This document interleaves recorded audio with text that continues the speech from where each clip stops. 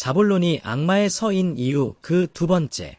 자볼론이 악마의 서인 그 첫 번째 이유는 오래된 신화에서 유래한 이야기를 예로 가져와서 비유적으로 밝혔다. 신이 책임을 방기한 사회를 상정하고 스스로 신의 역할을 대행하는 영웅으로서의 자신의 모습을 부각하고 있다는 데에서 악마의 유래를 이야기하고 있는 오래된 신화와 그 구성이 일치한다는 것이었다. 여기서는 자볼론이 악마의 서인 그 두 번째 이유로서 그것이 근거하고 있는 인간관을 직시한다. 자볼론이 근거하고 있는 인간관은 인간이 욕망의 존재라는 것이다. 다시 말해 욕망론이다. 자볼론은 누구나 잘 알듯이 공산주의 사회를 지향한다. 공산주의 사회는 인류의 원시사회를 그 모델로 삼고 있는데 유물론적 변증법이 최종적으로 마무리되고 안착하는 장소이다. 자볼론에서는 이 공산주의 사회를 이렇게 한 문장으로 최종적으로 요약한다. 누구나 능력만큼 일하고 원하는 만큼 차지한다라고. 누구나 능력만큼 일하고 원하는 만큼 차지한다는 것은 사람들이 잘 눈치채고 있지 못하지만 욕망론에 입각한 명제이다. 욕망론 가운데에서도 가장 극단까지 전개된 욕망론이다. 능력만큼 일하고서도 원하는 만큼 차지할 수 있다는 것은 사람으로 태어난 자라면 누구나 원하고 바라고 꿈꾸는 바의 일이다. 사실 자볼론은 욕망하는 것으로서의 인간을 긍정하고 이를 지구상에 풀어놓기 위하여 기획되고 탄생한 책일 가능성이 높다. 부여받은 능력의 제약 때문에 원하는 것의 만분의 1도 얻지 못하는 대부분의 사람들에게 그들이 원하는 모든 것을 갖게 해주겠다고 하는 주장은 사람들의 욕망을 무제한으로 방기하고 풀어놓는 일이 된다. 지구를 인간의 욕망의 폭주로 물들이는 일임에 틀림없다. 그렇게 풀어놓은 욕망을 바탕으로 자볼론은 혁명을 전파한다. 유물론적 변증법이 완결되는 혁명의 순간이 욕망의 실현을 보증한다고 한다. 그렇게 욕망은 혁명을 원하게 되고 그 혁명이 성공하는 그때의 공산주의 사회가 열리게 되고 대중들이 원하는 모든 것들이 충족되게 된다. 일단 욕망에 눈뜨고 만 사람들은 욕망의 눈이 먼 사람들이 되고 말아 혁명이 성공하더라도 자신들이 원하는 만큼의 욕망의 충족은 없다고 하는 사실을 전혀 상정하지 못하게 된다. 이해하지 못하게 된다. 지구상에 사는 사람이라면 누구나가 알고 있는 인간은 제약된 존재라는 상식이 이들에게는 이해할 수 없는 비상식이 되고 만다. 헌데 욕망론에는 당연히 약점이 있다. 인간을 욕망으로 빚어진 물질로 본다는 점에서 현실감이 느껴지지만 그 현실감은 비참 그 자체로 그 이상의 것이 아니다. 이를 극복하기 위하여 욕망론은 인간 각자의 모든 욕망이 실현되는 순간을 설정하고 그때의 변증이 끝나고 인간이 물질이 아닌 존재로 거듭난다고 상정한다. 그것이 혁명이 성공하는 순간이요 공산주의가 실현되는 순간이다. 그러나 이는 욕망에 대한 이해가 갑자기 현실성을 벗어나 꿈의 차원으로 점핑에 들어간 게 아닌가 하는 의구심을 자아낸다.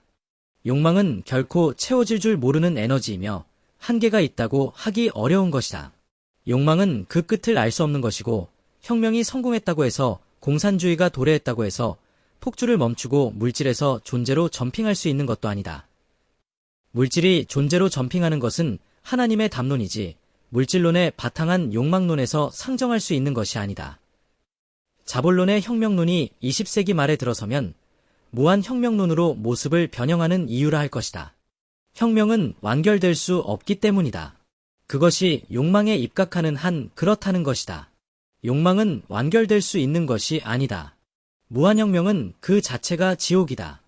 역시 이 세상의 지옥을 실현한다는 것은 무한혁명에 피할 수 없는 결론이다. 욕망론이 피할 수 없는 또 하나의 약점은 욕망은 결코 모든 사람의 욕망을 전부 채울 수는 없다는 것이다. 누구나 자신이 욕망하는 바를 채울 수 있고 가질 수 있다면 해피한 일임에는 분명하지만 욕망이란 필연적으로 서로 충돌하게 마련이다. 나의 욕망과 너의 욕망은 충돌한다. 너와 나뿐만이 아니다. 욕망을 지닌 자들이 있는 그 수만큼 충돌이 일어나고 그 충돌을 피할 길은 없다. 욕망의 숙명이다.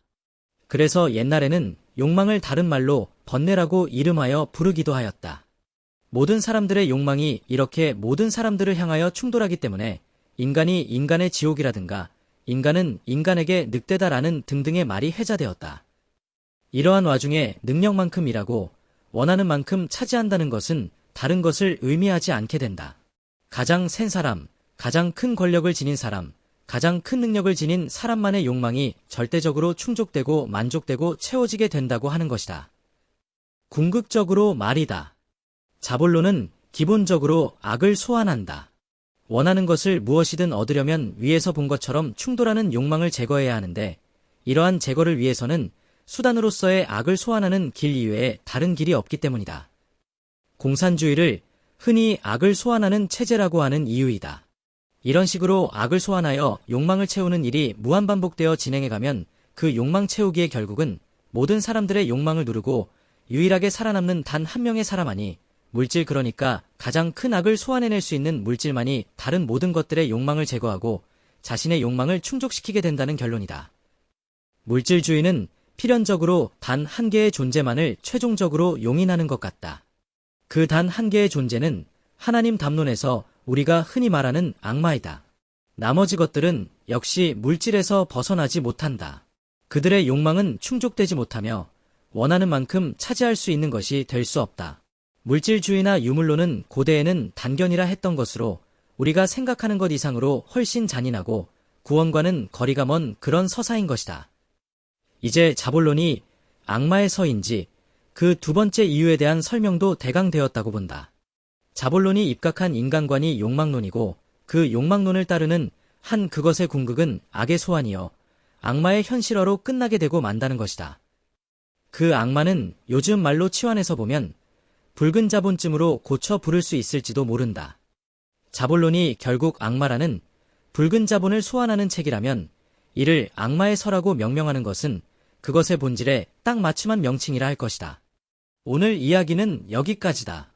다음에는 자본론이 악마의 서인 그 세 번째 이유를 갖고 다시 만나기로 하자. 경청해 주어서 감사하다.